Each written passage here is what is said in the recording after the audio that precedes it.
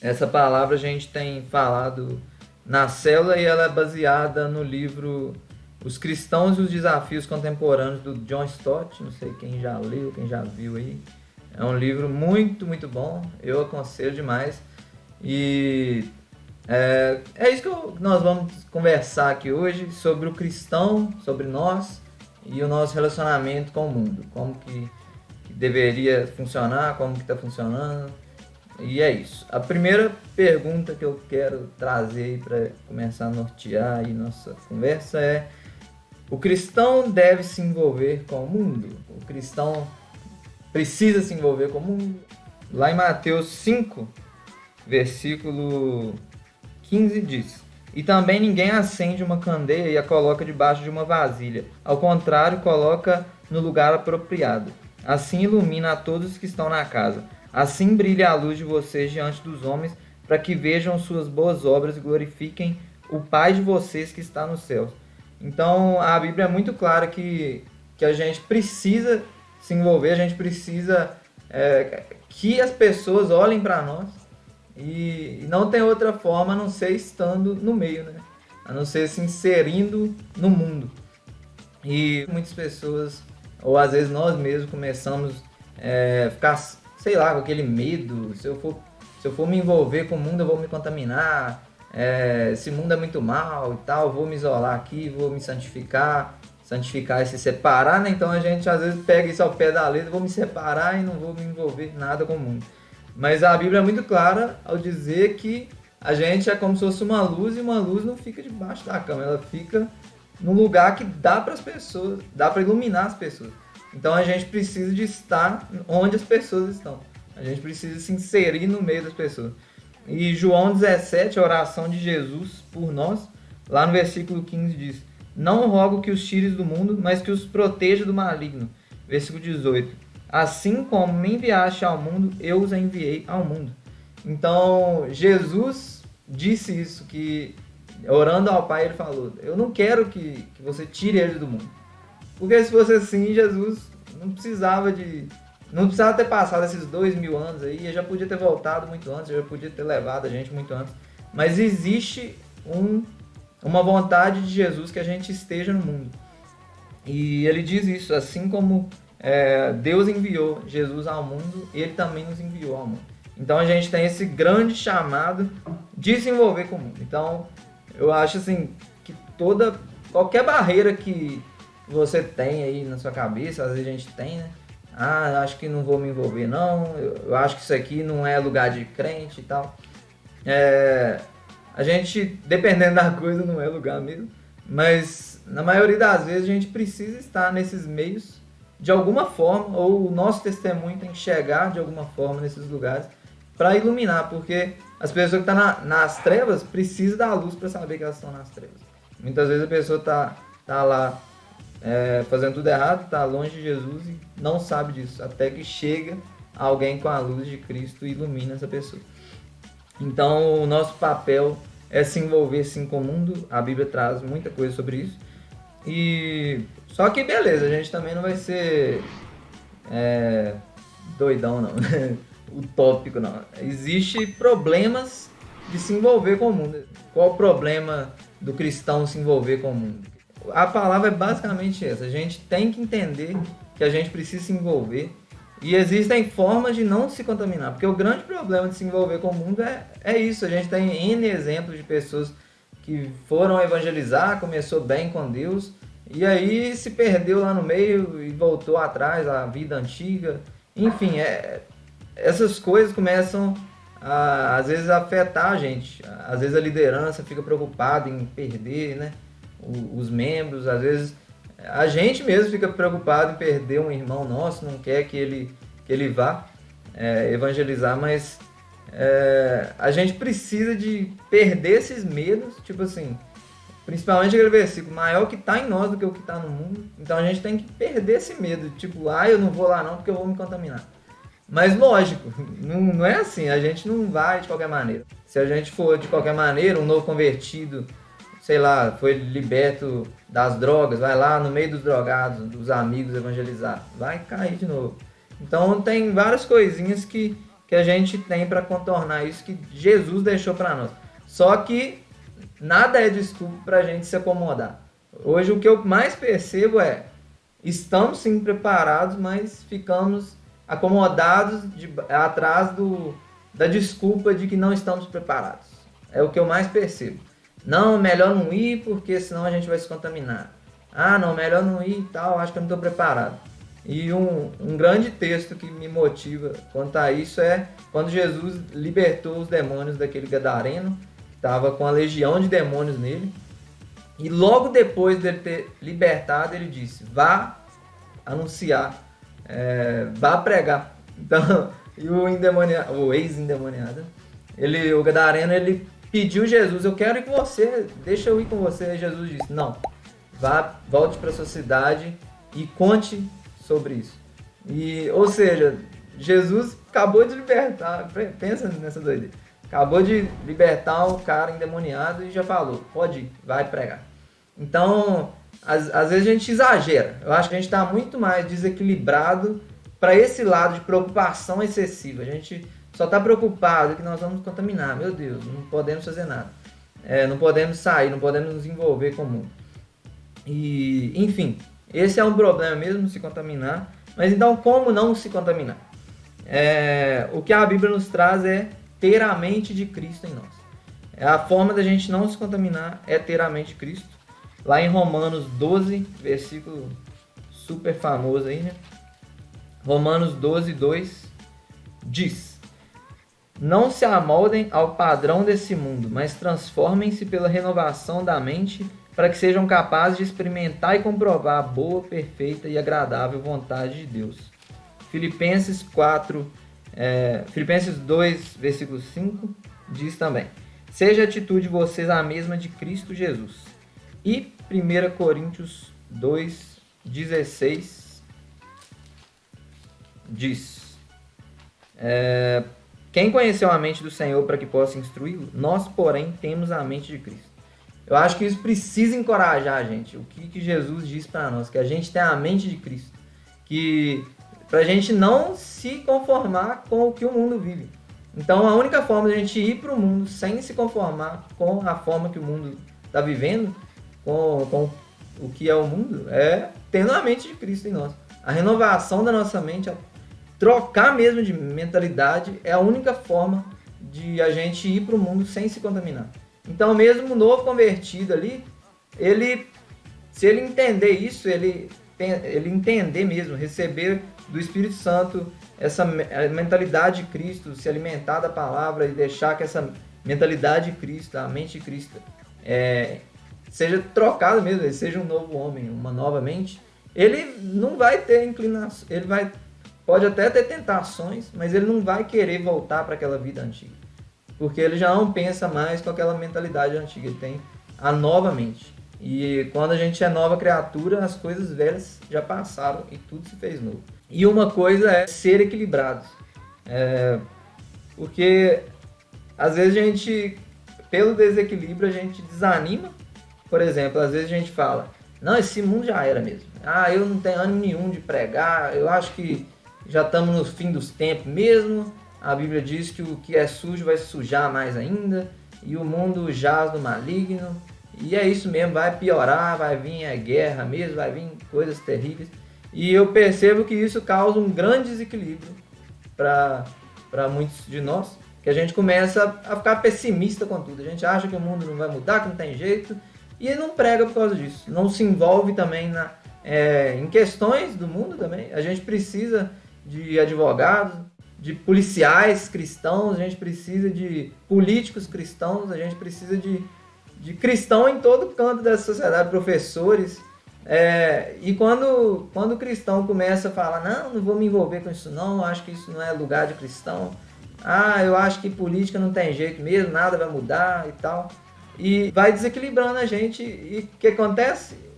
O diabo acaba dominando nessas áreas. Quando o cristão deixa de ser luz, as trevas dominam, é isso que acontece. Agora, quando chega a luz, as trevas vazam, né? E então a gente precisa ser equilibrado, não ficar pessimista demais, e também não ser tolo, né? Não ser bobo demais, achar que é de qualquer maneira, né? Achar que você pode mesmo. O cara acabou de sair das drogas e já pode voltar lá pro meio dos drogados para pregar, esse tipo de coisa. Então, é o equilíbrio que é o principal. É você saber da sua fraqueza, você fala, eu sei que eu não dou conta de ir lá no Nicoloco pregar, então eu não vou, pronto. Agora, o outro lado é que a gente, que eu percebo pelo menos, né? É que a gente às vezes pende mais. Esses jovens não querem saber de Deus, é nada, estão lá na bebedeira, para que eu vou lá pregar? Então, é um grande desequilíbrio. Um tá muito para um lado, outro tá muito para o outro, e a gente acaba não se envolvendo e as trevas vêm dominando. Lá em 1 Tessalonicenses 1:9 diz: pois eles mesmos relatam de que maneira vocês nos receberam e como se voltaram para Deus, deixando os ídolos a fim de servir ao Deus vivo e verdadeiro, e esperar do céu seu Filho, a quem ressuscitou dos mortos, Jesus, que nos livra da ira que há de vir. Aqui esse pequeno trechinho aqui traz duas coisas. Uma coisa é servir e a outra coisa é esperar. Ou seja, uma coisa é uma ação, eu vou servir, e a outra coisa é, não, eu vou ficar, vou esperar. Então a gente precisa exatamente desse equilíbrio. A gente precisa esperar a volta de Jesus. A gente sabe que o mundo vai ser perfeito quando? Quando Jesus voltar e transformar tudo. Mas isso não pode deixar a gente se acomodar. Às vezes isso faz a gente se acomodar, né? O mundo não vai transformar só quando Jesus voltar mesmo. Então eu vou me acomodar aqui, vou esperar Jesus voltar. Se fosse assim, Jesus não ia querer que a gente ficasse no mundo. Ele quer que a gente fique no mundo para servir as pessoas, para servir a Ele. Então a gente precisa servir, ir mesmo, avançar, se envolver mesmo no mundo e esperar também. Não achar que é de qualquer maneira. Enfim, esse é o texto que eu queria trazer. E a última coisa, já estou terminando, é desenvolver os 4 dons que o livro do John Stott traz. Ele denominou como 4 dons. Que é a mente, desenvolver uma leitura da Bíblia, desenvolver um relacionamento com o Espírito Santo e desenvolver uma comunhão com a igreja. Então, isso nos encoraja, sabe? A gente fala, não, mas envolver com política, nossa, mas envolver com sei lá, com esse mundo tão perdido, nossa, dá uma desanimada. Mas Jesus deixou 4 coisas principais para fortalecer a gente. Primeiro que ele nos criou inteligente, né? Lá em Salmo tem um versículo muito legal. Lá em Salmo 32, versículo 9, fala assim: não sejam como o cavalo ou o burro, que não têm entendimento, mas precisam ser controlados com freios e rédeas. Caso contrário, não obedecem. Então, Jesus falou para a gente não ser como um animal, né? Jesus nos criou com inteligência, com capacidade de aprender, enfim, inteligência mesmo, de raciocínio. E isso é uma bênção, isso é isso que nos diferencia dos animais, né? Então, a gente precisa desenvolver a nossa mente mesmo, tentar buscar conhecimento. A Bíblia diz que o povo perece por falta de conhecimento. Então, por exemplo, se Deus colocou no seu coração se envolver na política, busque conhecimento, porque sem conhecimento você não vai chegar a lugar nenhum. Se Deus te colocou no coração, Mariana, aí, você médica, tem que estudar demais da conta. Então, tudo que a gente for fazer mesmo, a gente tem que desenvolver nossa mente mesmo, nossa inteligência. E a segunda coisa é a Bíblia. A Bíblia é o que nos guia, né? É o que mostra se a gente está certo ou está errado. Então, se você quer se contaminar, se você quer ver alguém se contaminar, ir de qualquer maneira para o mundo sem ler a Bíblia. Ele vai, eu acho que isso aqui é certo. Eu acho que isso aqui é errado. A gente não tem que achar. É a Bíblia que ilumina, a Bíblia que mostra. Isso aqui é certo, isso aqui é errado. Então, não tem como a gente se envolver com o mundo sem leitura da Bíblia, sem conhecimento da Bíblia mesmo. E é preciso compreender a Bíblia, né? Não é só ler também de qualquer maneira. Tem que compreender. Então, um conselho muito grande é procurar não só ler de qualquer maneira, mas ler meditando o que a Bíblia sempre diz, buscar pregações, se envolver com discipulado. Não sei se todos são discipulados, para tirar dúvidas, para conversar sobre a Bíblia, fazer curso de teologia, qualquer coisa. Mas quanto mais a gente compreender melhor a Bíblia, a gente vai se dar melhor. Por exemplo, chegar na faculdade. Às vezes vem questionamentos pesados mesmo, né, da nossa fé, assim. E se a gente não compreende muito bem a Bíblia, eu percebo que muita gente é enganada, né? A pessoa, às vezes chega uma pergunta, tipo, tá escrito já, quem criou o mal? Sei lá, essas coisas assim. E às vezes o cristão não tem conhecimento das escrituras para conseguir defender a fé. Então a gente precisa conhecer mais a Bíblia. É isso. O terceiro dom, a terceira coisa que Deus deixou pra gente, maravilhoso, é o Espírito Santo. Porque conhecer a Bíblia não é tudo também não, nem compreender. Se não tiver o Espírito Santo para nos mostrar, para fazer essa palavra aplicar em nós, para fazer essa palavra entrar no nosso coração, e quando a gente estiver perto de pecar, perto de fazer uma cagada, o Espírito Santo vai lá, opa, te dá aquele estalo, te mostra que você está indo para o lado errado. Ele ilumina a nossa mente, então a nossa mente também pode ser um grande perigo. A Bíblia fala que o coração do homem é enganoso, então às vezes a gente acha que está no caminho certo, parece que está tudo fazendo sentido, mas a nossa mente está sendo enganada. Então o Espírito Santo é aquele que ilumina a nossa mente, que não deixa a gente ser enganado por nós mesmos.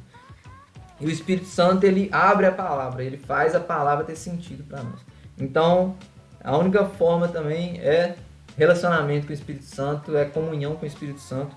E a última coisa que Deus deixou, coisa maravilhosa, é a comunidade cristã, é a nossa célula, a nossa igreja, estar reunido com gente que pensa diferente de nós. Isso é maravilhoso. Se todo mundo fosse igualzinho, a gente ia ter um entendimento muito pequenininho sobre a fé, sobre Deus, mas Deus opera nessas diferentes compreensões da palavra, não nas coisas principais, mas sei lá, a gente tem experiência nossa, então a gente acaba aplicando a palavra naquilo que a gente vive, entendeu? E Jesus disse que tem a multiforme graça de Deus, então tem aquela igreja mais rígida, tem aquela igreja mais liberal, mas quando a igreja é séria, crê em que Jesus é Salvador, que prega o evangelho puro, não importa se ela tem algumas diferencinhas de visões. É importante que gente tenha inclinação política mais para a esquerda, mais para a direita. É importante que pessoas se importem mais em servir, outras pessoas se importem mais em edificar o corpo de Cristo, pessoas se importem mais em sair para fora, pessoas se importem mais em ficar mais para dentro. É importante todos os lados, é isso que traz o equilíbrio. Não é todo mundo achar, eu sou o mais equilibrado de todos. Então, se todo mundo for igual eu, vai ser todo mundo equilibrado. Não é isso que traz o equilíbrio. É as pessoas que pensam diferente, mas que estão tendo o Espírito Santo guiando a vida delas, que estão alimentando a palavra, que estão buscando conhecimento. É isso que faz a gente crescer. Então, é muito importante. Ele traz essa comparação que a Bíblia é um livro, o Espírito Santo é o professor e a igreja é uma escola. Então dá para aplicar muito bem isso mesmo. A gente na escola também vive exatamente isso. O professor é aquele que clareia o que o livro está escrito e os alunos ali pensando diferente, vai trazendo conhecimentos diferentes, isso vai acrescentando. Então é bem parecido com isso. E eu acho que o maior desafio de hoje em dia, que o livro também traz, é que o nosso mundo é pluralista, ele tem muitas verdades. Hoje em dia todo mundo fala isso, né? Que não tem verdade absoluta, que cada um tem sua verdade, cada religião é boa, cada religião tem sua verdade, é isso, a gente tem que respeitar, não sei o quê. Isso tem entrado muito forte, né, na sociedade, e é um grande desafio para nós chegar e falar, eu tenho a verdade, Jesus é a verdade, Jesus é o único caminho. Quando a gente chega assim, muitas pessoas já se afastam, a gente está realmente na contramão do mundo. Mas que a gente não venha desanimar por causa disso, a gente está na contramão mesmo, mas que a gente se lembre de uma coisa que o último texto que eu vou ler está escrito lá em João capítulo 8, João 8, 31. Fala 31 e 32. Jesus disse aos judeus que haviam crido nele: se vocês permanecerem firmes na minha palavra, verdadeiramente serão meus discípulos e conhecerão a verdade, e a verdade os libertará. A gente precisa ter muito claro em nós que a gente não pode ir também para o mundo sem entender muito claramente isso, que a gente tem a verdade, que só essa verdade liberta. Não tem outro jeito de libertar. Não tem outra forma de tirar alguém das drogas, de verdade, tirar a pessoa da escravidão, do pecado. É só Jesus, é só a palavra, é só o evangelho. E a gente precisa de entender isso. Não deixa que essa coisa do mundo, né, de muitas verdades e respeitar, tudo é muito bom. Não deixe que isso entre no seu coração ou te desanime achando, agora acho que não vai dar para pregar não. Porque se eu chegar falando que eu tenho a verdade, as pessoas já vão me mandar sair fora. Então, que a gente entenda isso, que Jesus é a verdade, ele disse isso, ele é a única verdade. Quando a pessoa conhece a verdade, isso aconteceu comigo, com cada um aqui. Quando a gente conhece a verdade, é ela que nos liberta. E isso tem que ficar firme no nosso coração, não deixa isso sair do seu coração, porque o nosso testemunho, quando a gente fala mesmo com verdade a respeito da verdade que é Jesus, esse testemunho é válido. Agora, se a gente quer florear demais, se a gente quer deixar o negócio muito florido, de um jeito que se amolde a pessoa que a gente está conversando, tipo, você não precisa mudar, esse evangelho mentiroso, né? Isso não liberta ninguém. A pessoa pode falar, achar Jesus legal, achar a igreja legal, mas ela não vai ser salva de verdade, ela não vai ser liberta de verdade. A única forma das pessoas serem libertas é a verdade pura, o evangelho puro. Então, a gente não se afaste do evangelho puro, mas que a gente se envolva com o mundo. Eu acho que a principal coisa que Deus tem me incomodado muito mesmo é sobre a gente não estar se envolvendo com o mundo. Eu acho que é uma constatação, a gente precisa perceber isso e ver o que está causando na gente isso, esse afastamento, se é pessimismo, achar que o mundo não tem jeito, ou se a gente está acomodado porque acha que Jesus vai voltar, acho que não, é isso mesmo, e eu estou bem com Jesus.